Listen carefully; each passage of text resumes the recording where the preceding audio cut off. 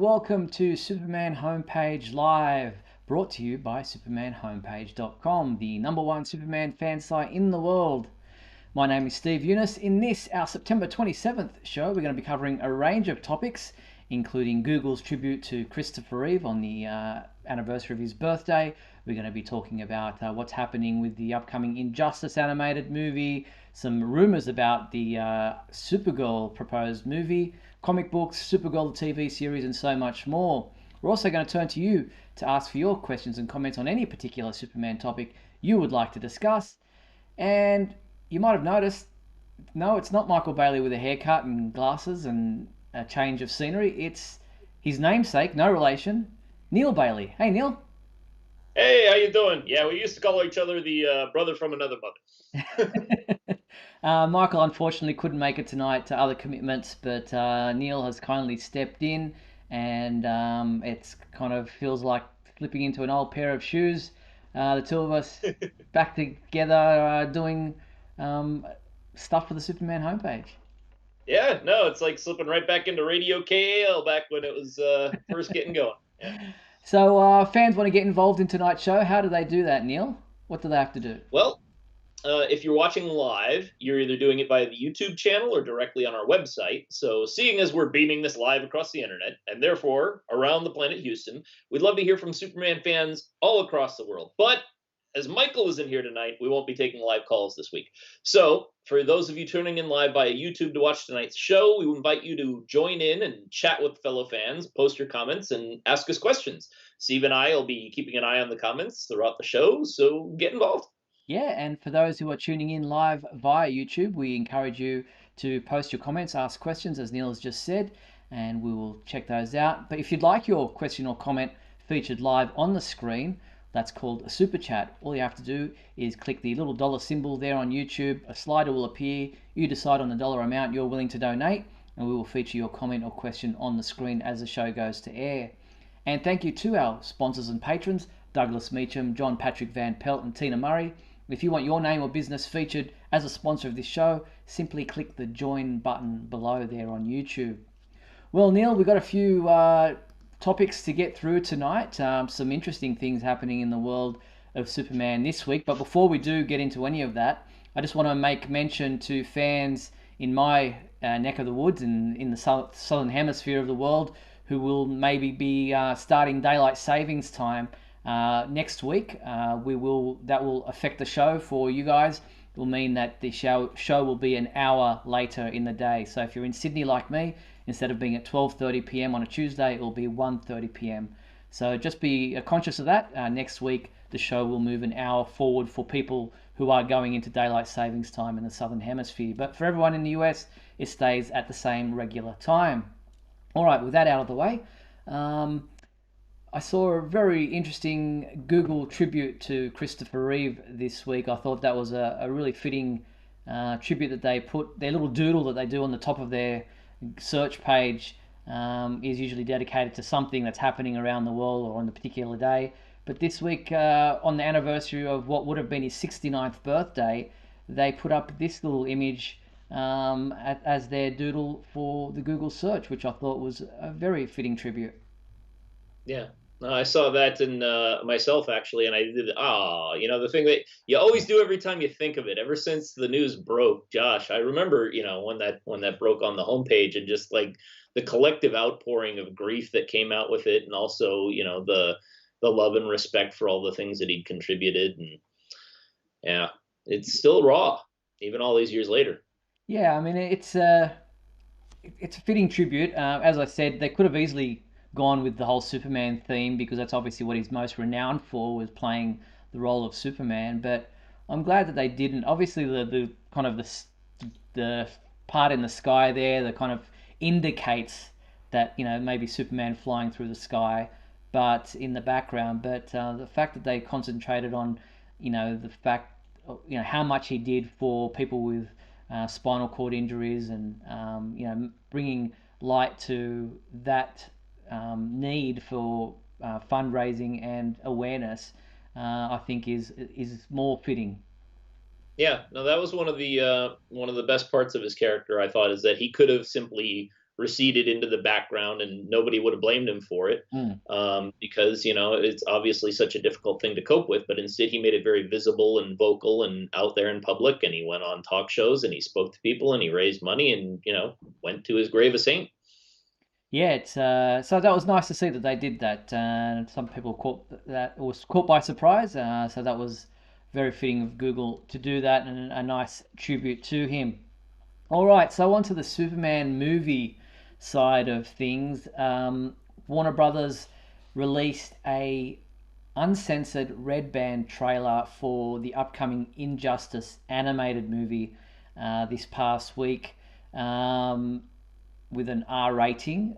So this is an interesting one for fans maybe who are of a younger part of the audience. Your thoughts first on the Injustice animated movie and the Injustice story as a whole. I haven't really heard from you on what you think of this concept. Well, predictably, I'm not actually a huge fan of the Injustice stuff, though I understand why people dig it. I understand that it has a very thick and detailed lore. The thing about Injustice is just like the initial premise has never really hooked me. I've never liked the alternate universe where the good guys are evil kind of thing. No matter how justified they try and make it, it's like I tend to watch the shows and read the comics to see the good guys. But the fact that it has had such staying power obviously means there's something compelling about it. So, I'm sure that a lot of folks are going to be cheering. Yeah, I mean, we'll get to the whole Superman turning evil thing later in one of the regular segments of our show where we ask fans for their input on that whole concept. But Tom Taylor is an awesome writer. He's currently doing the Superman Son of Kal-El comic books. I'm not biased because he's Australian, but I think he's asking, he's been at the top of his game for a while now, and people have been, ready for him to take over a Superman book where Superman isn't a villain or hasn't turned to the dark side of things, which Tom has done quite a bit in his most recent years of his career. But it is a compelling story. It is well written. It isn't just Superman necessarily turning evil, as some of comic books in recent times and stories have told. It's more of him taking a different stance on the way that he sees the world and what he thinks needs to be done. But here is the trailer, and again, obviously there is a R rating to the trailer, so we give that notice before we play what this trailer shows us. It's mostly for violence. That's pretty much all there is to it.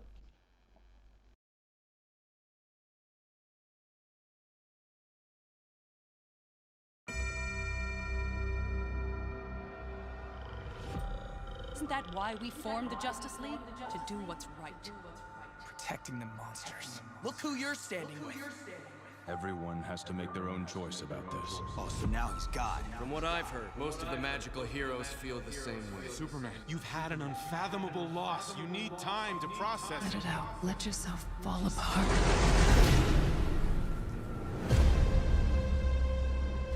You took his wife. You took his unborn child. Why? After all these years, Betsy, you really need reasons from me?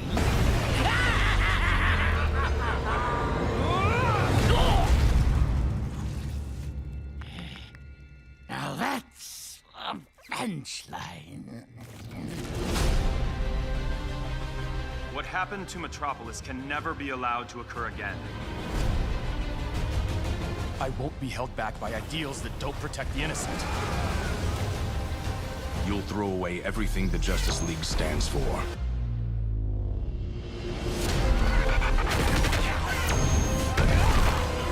You're his best friend. Talk to him. Superman has created a police state. He needs to be stopped. The laws of Superman will not be the laws of Atlantis. This time, the joke's on you.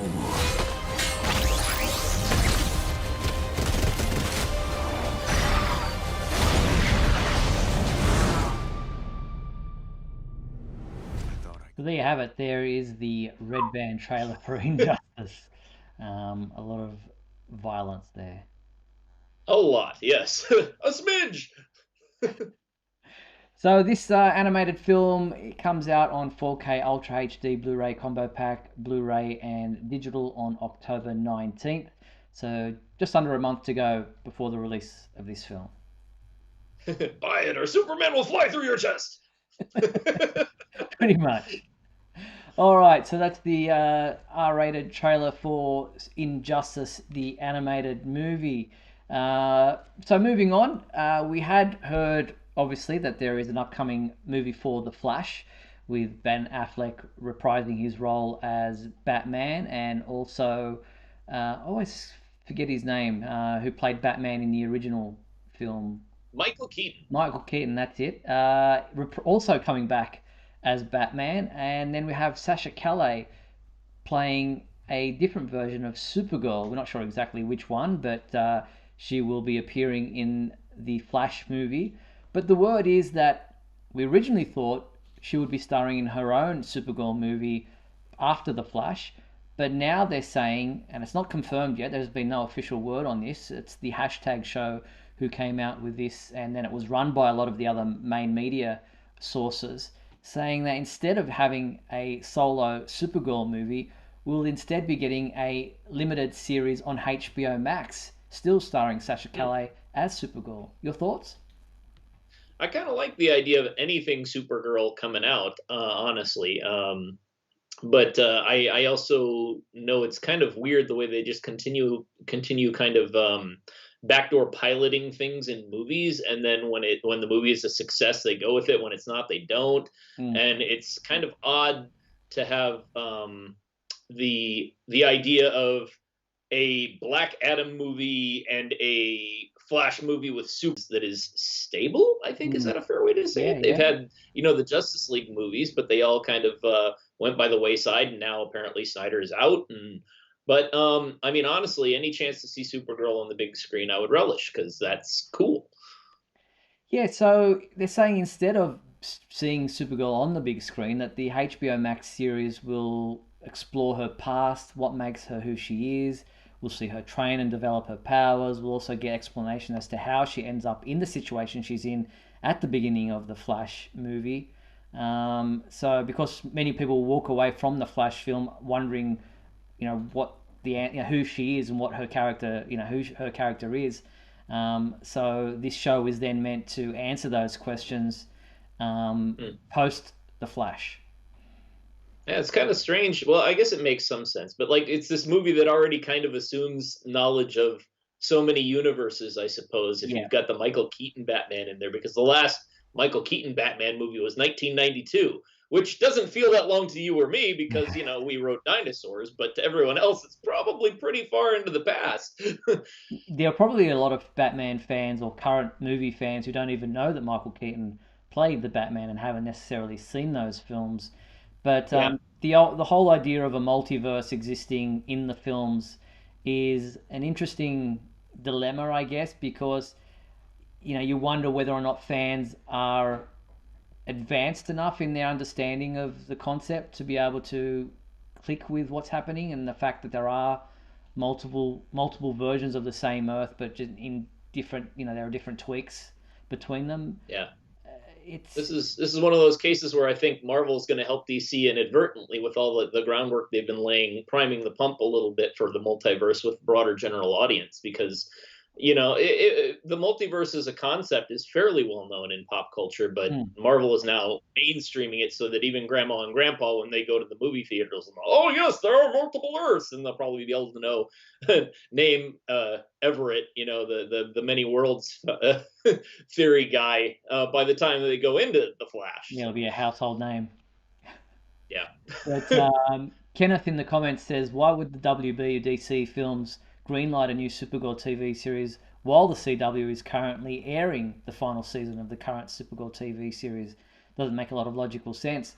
Well, I guess it, by the time we get the new series, if it does come to HBO Max, it will probably be 2023 or late 2022. So Supergirl is ending at the end of this year or before the end of this year. So there'll be quite a bit of time in between them, and wouldn't be the first time we've seen multiple projects of the same character across different mediums.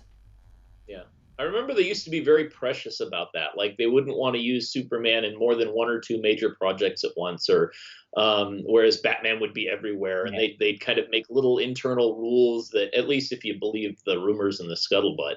But it is kind of weird to be having the TV shows and the movies and not acknowledge the two, but also. We've got Superman cartoons left and right. We've got Wonder Woman cartoons left and right. It's clear they've just expanded and opened the floodgates and made it so that every character can have 8 or 9 mediums going on at once. So Yeah, take your pick, choose them all or the ones you like. But yeah, we'll keep an eye on this story, see if it does pan out that way. Like I said, there hasn't been any official word from Warner Brothers in regards to a HBO Max series rather than a film, but we will keep you posted as soon as we learn anything on this particular story. All right, well, we turn our attention now to the television side of the world of Superman, with the latest episode of Supergirl having aired this past week, the 12th episode of season 6 and the final season of Supergirl. It was titled Blind Spots, and it was a very heavy Kelly Olsen episode concentrating on her transition into the role of the Guardian, taking on the superhero role from her brother James, who donned the suit back a couple of seasons ago. Michael Bailey reviewed this episode for the website, giving it a 4 out of 5. He said, in his opinion, his only real problem with the episode was that the villain of the piece was made mostly of straw. Now, you're not regularly watching Supergirl, but you did watch this particular episode for tonight's show. Your initial opinions, and were you able to kind of glean what was going on, considering you hadn't been watching the series as a whole? Yeah, having grown up reading comics in the middle of in the midstream of the numbering and just jumping right in and being able to figure that out, it was easy to kind of suss where everything was. There was nothing that was too odd. I think it was one of those. It was a very frustrating episode in ways because it had such good intentions, and almost all of the ideas that it was proposing I agreed with, but it was just so heavy-handed with everything. It's like they hammered every nail instead of kind of letting the audience draw conclusions, and it was very telly and not showy, which I know is part of the trope of that kind of superhero genre thing. It's one of the reasons, why my reviews of Superman and Lois were a little harsher than some people would recognize, because I'm very, very big on subtlety and slow builds and character pieces. And these are very clearly like, this is what I believe, and this is what's happening, and the big emotions and the huge acting, like I would fall out of the chair if I were on Supergirl right now. And, that's great for the demographic, I'm sure. And it's probably very emotional feeling watching it if you can get into it. It's just, sadly, I'm old and grizzled and curmudgeon-y now, so I can't. It takes a little bit more subtlety to get to me. So, but I think as an hour of television, it was probably fairly effective for its audience. So I agree with Michael. Interestingly, this episode was written or co-written by Azzy Tesfaye, who plays Kelly Olsen. So she obviously had an emotional attachment to the story, having written it, and the way she acted and portrayed her character, and the themes that they were trying to get across in this particular episode. Like you, I thought it was very heavy-handed, and it told you a lot of what they were trying to get across rather than show you, as you said. And I also found the Lena Luthor side of the story, with her now becoming a witch or getting her powers from her mother, very kind of weird for that character. I saw an interview today on EW.com that they said it was an organic transition. I thought, I'd like to know how your organic things are growing in your neck of the woods, because that seemed really out of left field. Yeah, no, that was one of the odd things that I didn't quite get. And also Diggle showing up in the middle of nowhere was very, very much like what happened on Superman and Lois. But if there was one good thing to take off of the episode, those 2 books that she was looking at the end of the episode, everyone should read. So you read those; they're quite good. So okay, there you go. Diggle's appearance, and he again, David Ramsey directed this episode, so that's always interesting to see some of the actors coming and being behind the camera, and in this case David Ramsey directing this episode, which is not the first one he's done, but it's always interesting to see guest stars appearing. And I thought it was quite fitting that he was the person who was having a chat with Kelly about her issues, because all the other cast members, all the other super friends, were caught up in their own dilemmas and their own, things that they were looking at, and looking at the big picture rather than the small issues, which is what Kelly's problem was with what was going on. Did you find it odd or out of character that Supergirl would not see the little guy?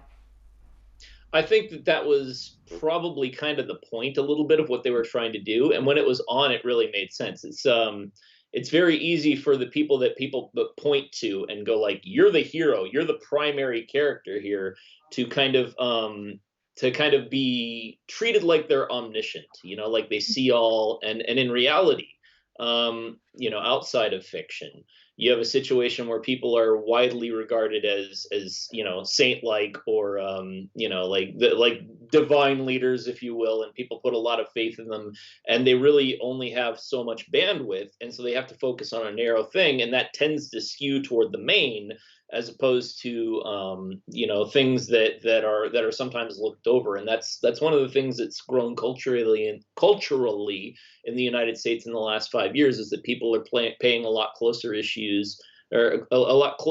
attention to issues of marginalized cultures and people, and they're looking at it, and there's a lot of pushback and a lot of people who are being rather negative about it in ways that are insidious and terrible. But I can absolutely see Supergirl missing it, and I think that's one of the things that they hit in the show really hard, but right. That the appropriate response is to go, "I'm sorry, I should have listened. We're starting a conversation now. Let's fix this," instead of, What? Don't look at me. I was trying real hard," which is the generalized response you get from the public. And to show Supergirl or Superman or anybody who's in a position of power and is a moral authority acknowledging that is probably the best part of the episode for me. I thought that was a powerful moment, even if everything is just boom, boom, boom, like I was saying. The fact that they have the courage to mention it on a mainstream show is, good. More of that, please. Yes, and I thought John's reaction, Martian Manhunter, being that he is a black character, but that he's actually walked in that skin rather than being born in that skin, because of the fact that he's a Martian, was well played. And it wasn't him that was giving Kelly the advice, because it's not his authentic role, if you know what I mean. Yeah, well, and also there's a whole lot of there's a lot of wheat that could be sown from the idea that the Martian Manhunter is both a black man and not a black man, and that they started farming that is kind of neat. I know it's toward the end of the show, but I don't know if they've gone into any of that in the past. But there are whole issues of identity there, and that's one of the reasons why I always really wanted to write the Martian Manhunter, because of that thing where he's like, he's one thing but he's not, and he's another thing but he's not, and there's a lot in there. And this is one of the first shows I've seen that really kind of jumped into that a little bit, unpacked it a little bit. Speaking of Lena, we have a interview that the CW released just past 24 hours, in which she talks about reflecting on her time playing Lena Luthor, and especially the current transitions for her character. Let's have a quick look at some of that. Here's the interview from the CW. Supergirl, I'm glad you could make it.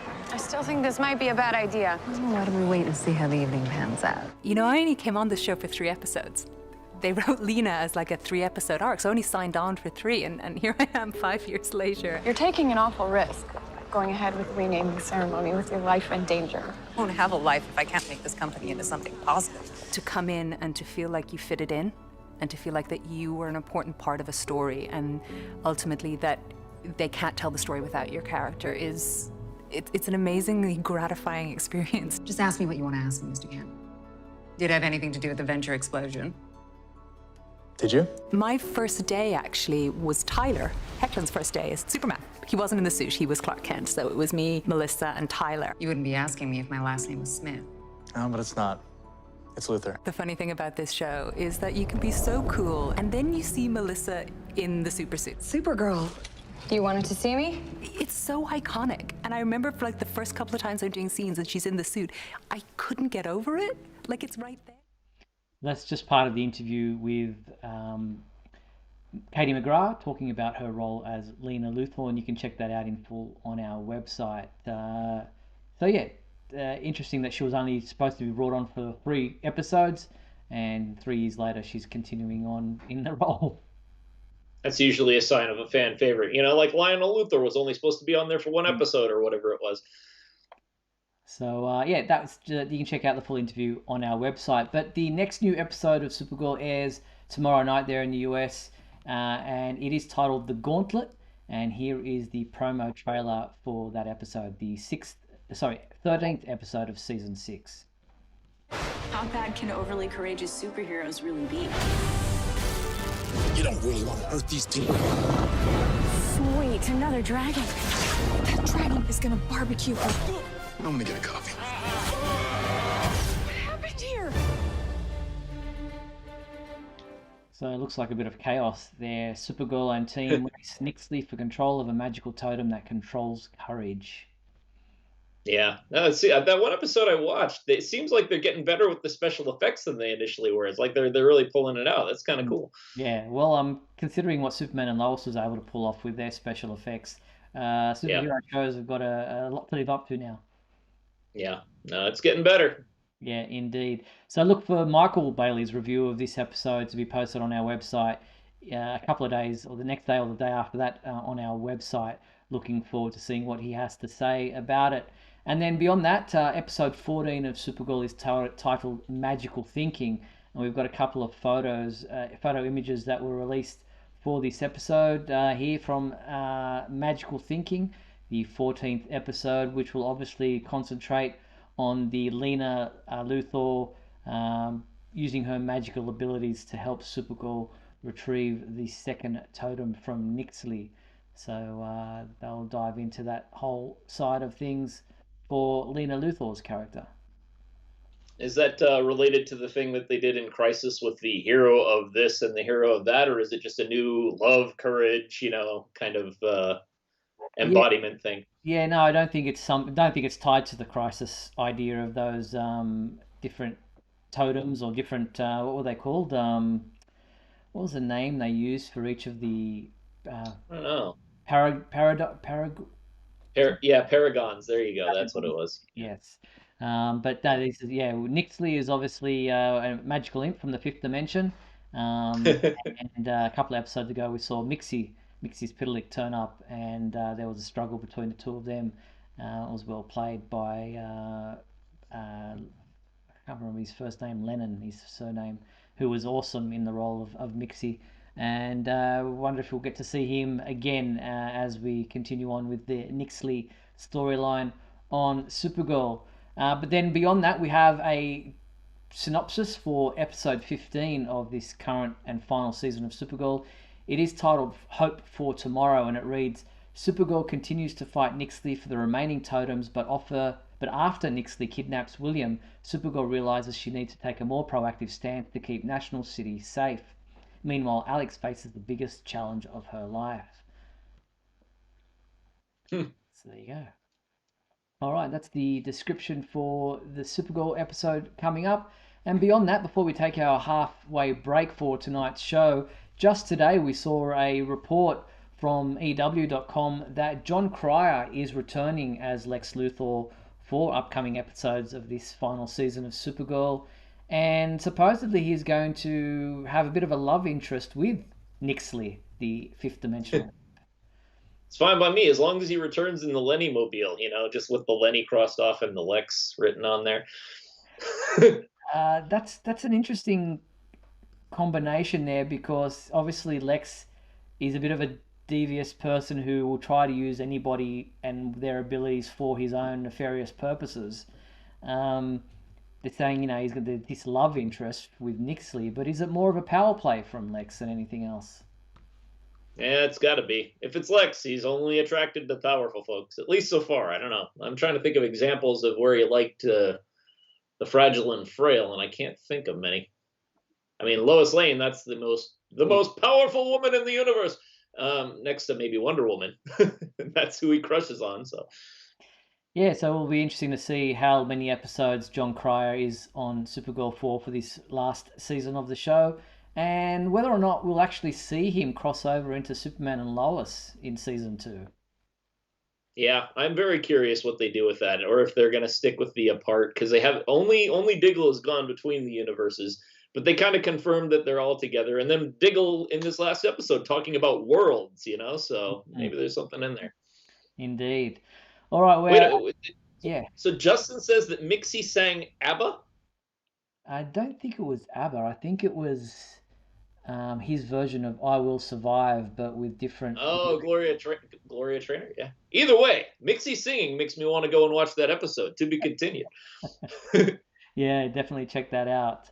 All right, we're going to take a quick break. We're at the halfway point of tonight's show. We're going to play a few messages. Then we're going to come back on the flip side to talk about the comic book side of things. We're going to do the fan favorite segment. It's also the last show of the month, so we're going to do our monthly segments, the big question and the super secret soundbite. So we'll be back with all of that right after these messages. Do not go anywhere. We'll be back in a moment with the exciting climax of today's episode. So stand by.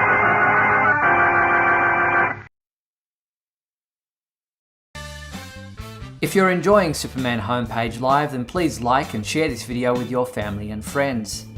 Also, if you'd like to subscribe to our YouTube channel, then you can click on the bell to receive notifications whenever we post a new video. You can also join our YouTube membership program, just click the join button below. Or you can become a patron and support our website by going to patreon.com/SupermanHomepage.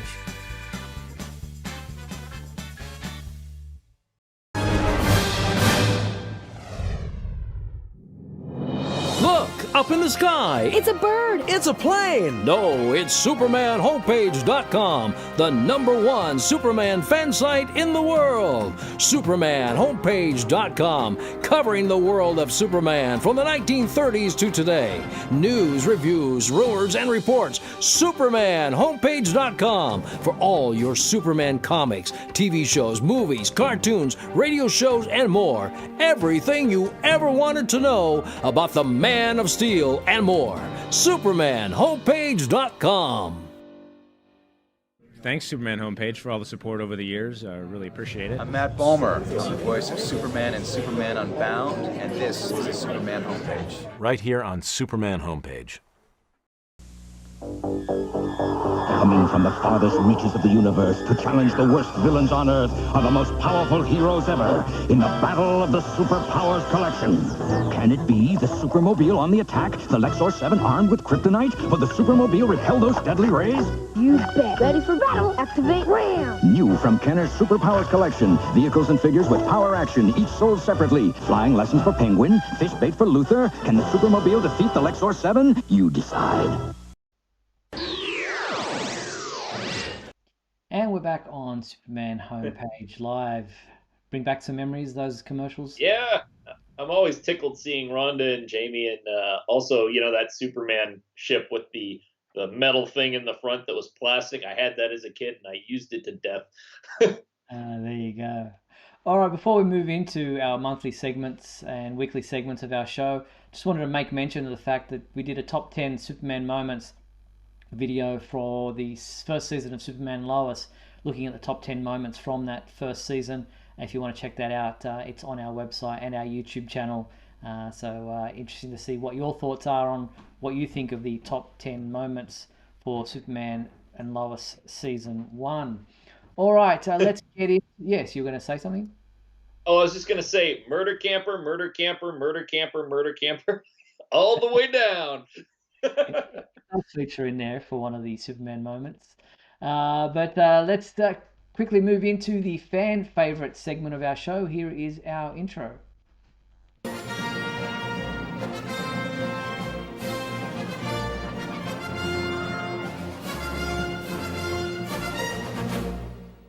All right, our fan favorite segment of our show. Neil, what was our fan favorite question from last week?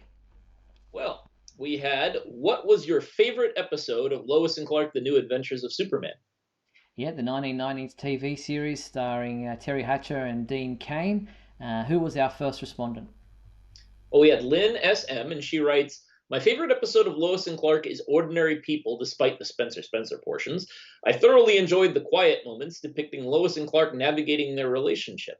The authors imbued the show with just the right amount and type of humor. Finally, it was fun watching Clark struggle to avoid using his powers. Yeah, that's a snippet from, or a screen capture from that particular episode. Thank you, Lynn, for that response. Next up, we had Ryan Ignatius Pratt, who wrote in. First, he says, unfortunately, I was unable to submit my favourite moment from Man of Steel for last week's fan favourite segment. My favourite moment from that 2013 film would be when young Clark first begins experiencing superhearing and Martha comes to his school, helping him to begin to gain control over his emerging powers.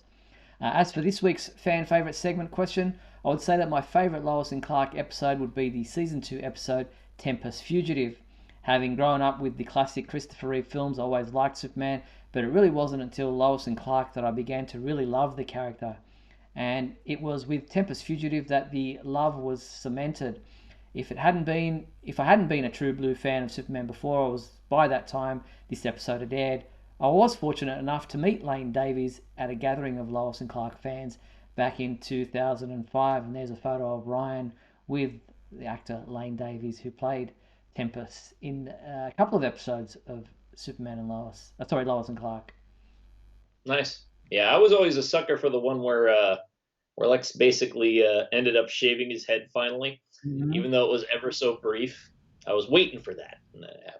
Yeah, that was cool. Yeah, for me, I'd say it was probably the pilot episode. You know, seeing the whole costume, you know, trying to come up with the costume, with Martha sewing different things, and that whole song, I Need a Hero, and him going through all the different outfits and coming up with different types of designs. That was quite a fun episode. I remember that one quite well. All right, Neil, what's that our realization? What's our new fan favorite question for this week?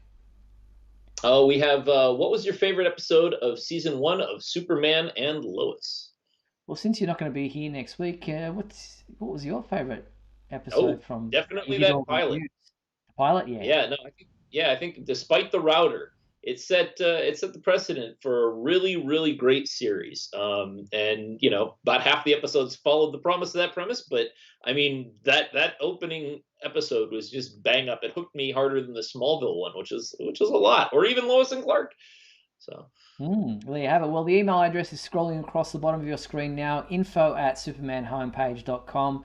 Get involved with the fan favorite segment of our show. Let us know what your favorite episode of season 1 of Superman and Lois was, and we will read out those responses when Michael and I return to this segment next week. So get involved in the fan favorite segment of our show. All right, let's move into the big question segment of our show, the monthly segment that we do at the last episode of each month. Here is our promo intro. Let's start with the big question.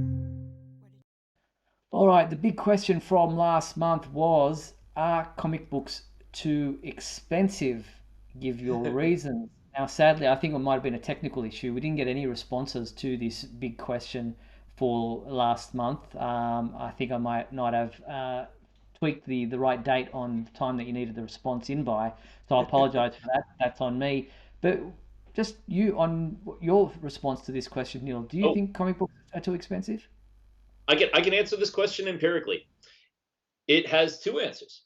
Number one, yes, they are way, way, way too expensive. $5 for any 22-page pamphlet of anything is way too expensive, and $3 for any digital anything is way too expensive. But answer number two, no, they're far too cheap, actually. As someone who's made comics, the time, the love, the blood, the heart, the gray hair that goes into making every single comic means that you should be at least paying $10 per 22 pages. And those are the only two possible answers.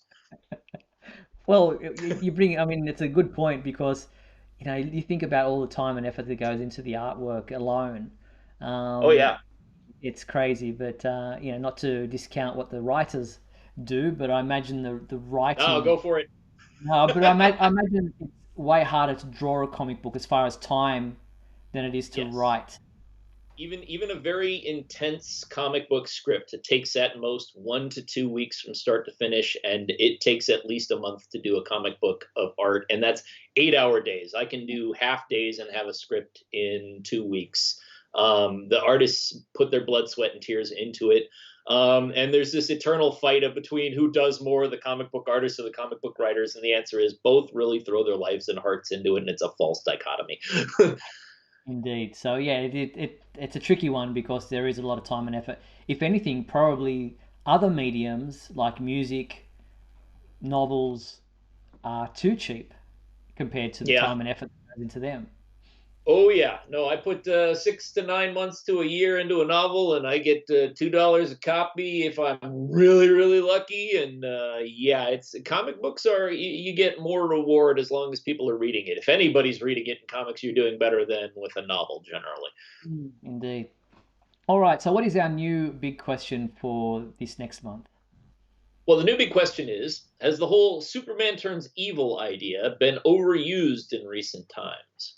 Yeah, we were talking about Injustice earlier in the episode and the whole idea of Superman turning evil. Has it been overused? We've seen it, it was in Batman v Superman. They went on that topic, with Batman fearing what Superman would end up being. And even in Justice League, when he came back, he had that moment of not knowing who he was, and, there was all that the battle between him and the rest of the Justice League.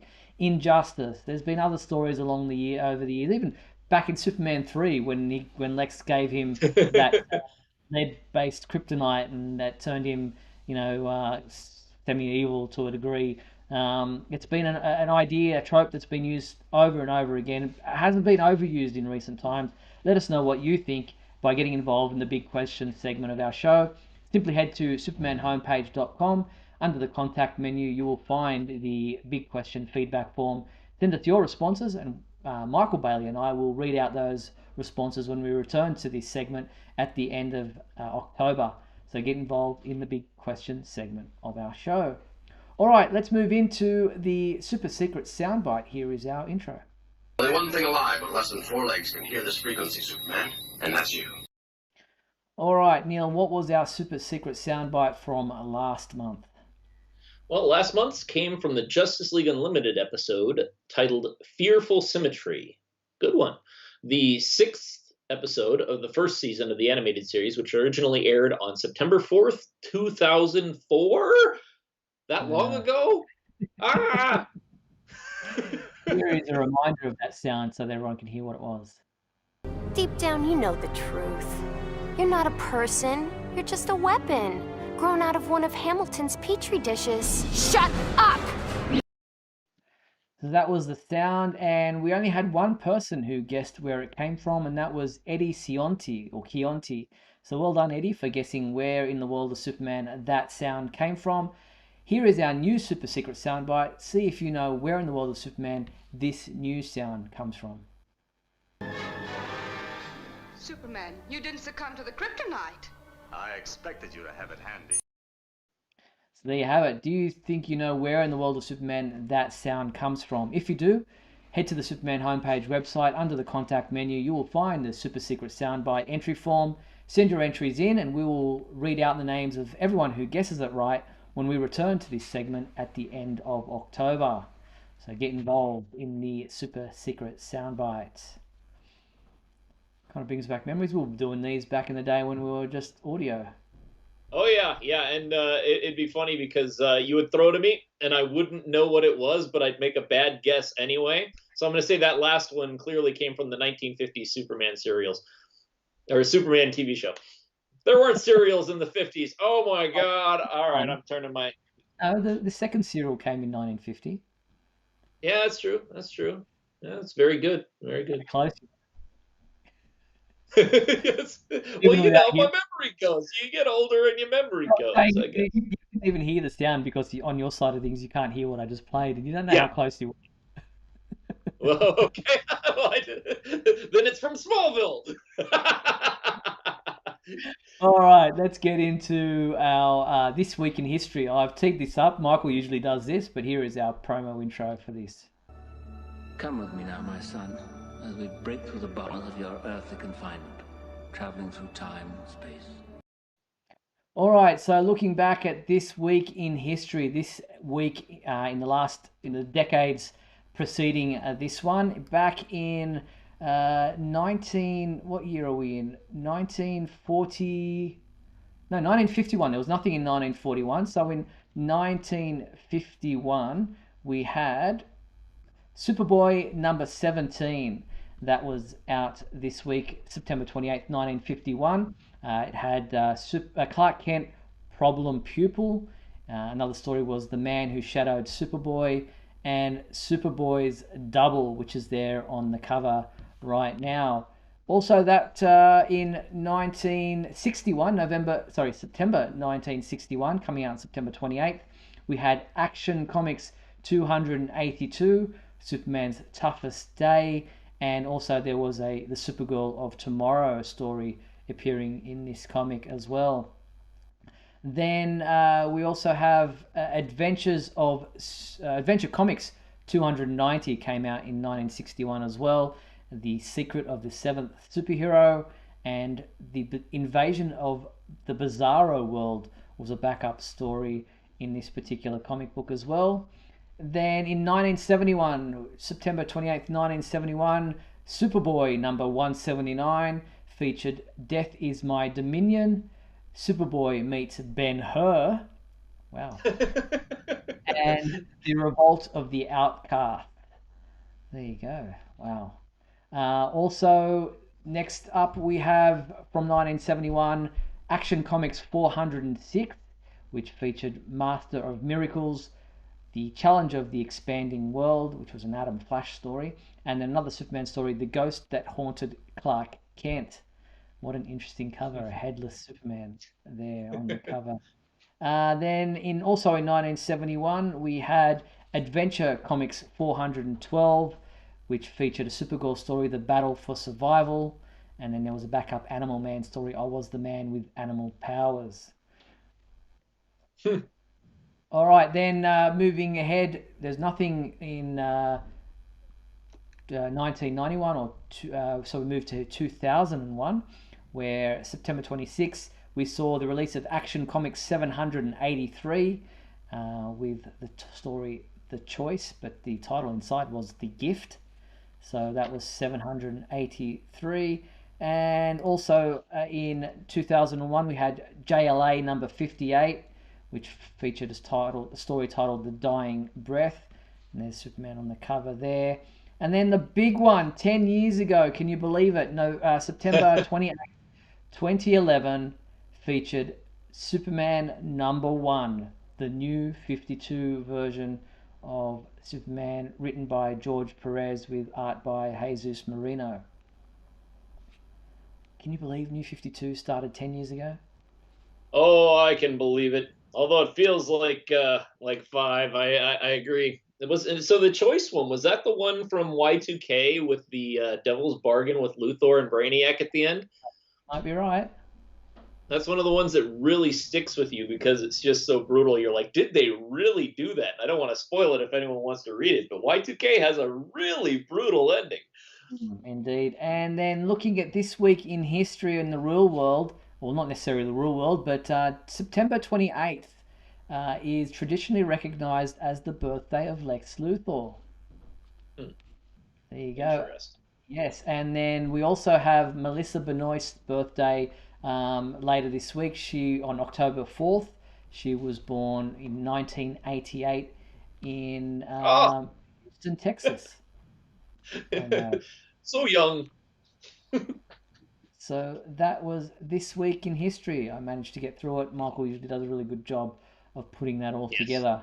So nice look back at what took place this time in history for the world of Superman. All right, looking at other parts of the world of Superman, I did see an announcement this week from Warner Brothers that the Superman the Complete Animated Series unfortunately has been delayed in its release. It was originally set down for I think it was late September or early October. It has now been pushed back to October 26th. So unfortunately a delay there for the release of Superman the Animated Series. If you were thinking or you pre-ordered that, which you can do through our website, the 6-disc collector's edition celebrating the 25th anniversary of the release of Superman the Animated Series will be out now on October 26th. Does it have any extras, or is it more just a final, like finally here's the Blu-ray release, or is it a new edition? Or well, firstly, yeah, it is a new. It's never been released on Blu-ray before, so that's a big bonus.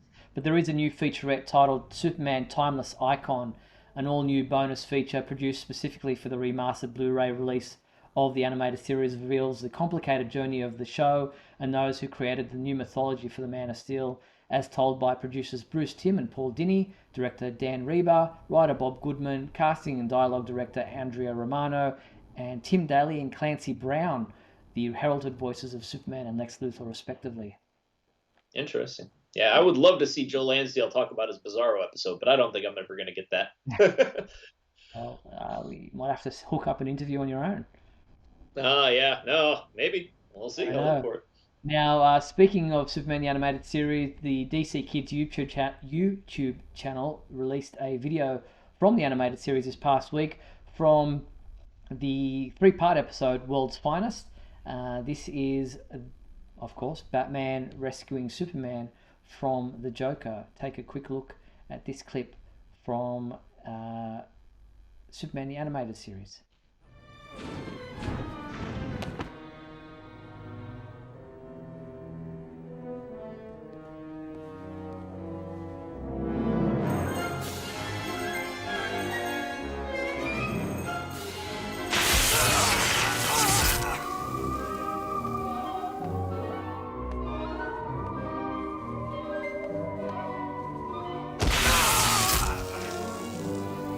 I hope you're taking notes. Not now. But Puddin', Batman's headed your way. Get out!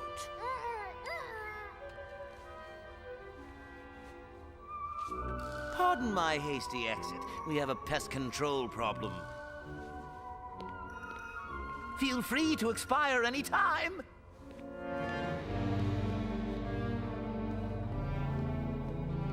So there's just a snippet of that, a clip from Superman the Animated Series. You can check it out in full at our website. Believe it or not, that first aired October 4th, 1997. That one I believe, because I was there for that one. And obviously the voice of the Joker there, Mark Hamill, also celebrated his birthday this past week.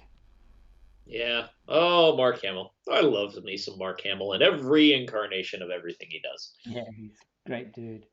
All right, now we spoke earlier about Supergirl possibly getting to HBO Max. What we do know is coming to HBO Max is a 3-part documentary looking at the history of DC Comics.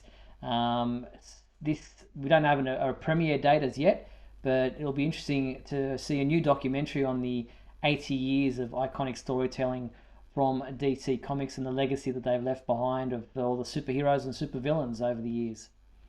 That'd be great. I really hope that they focus on the comic side of things a little bit more than the movies, but I have a feeling it'll probably be more movie-based. Yeah, it says it's going to be covering everything from the creation of Superman in 1938 to amazing movies, TV shows, cartoons, games, and comic books, which have been synonymous with superheroism from generations thereafter. So, yeah, I guess it will probably cover a lot of aspects of what DC have done in 80 years with a 3-part documentary coming to HBO Max. Nice.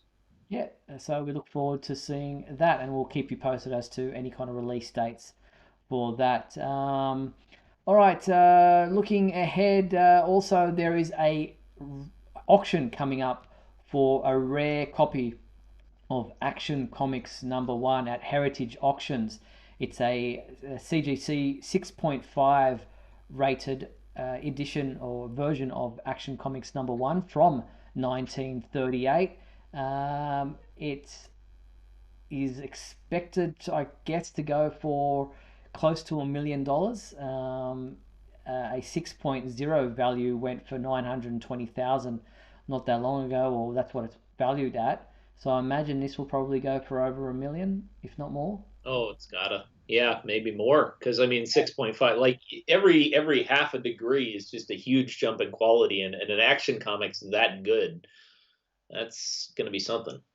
Probably 3 million. Well, it was 3.25, I think, was the record for Action Comics. Yeah. Last year or the year before. But this auction is scheduled to take place on Thursday, November 18th in Dallas, Texas, and obviously online at Heritage Auctions. So check that out. The link is on our website.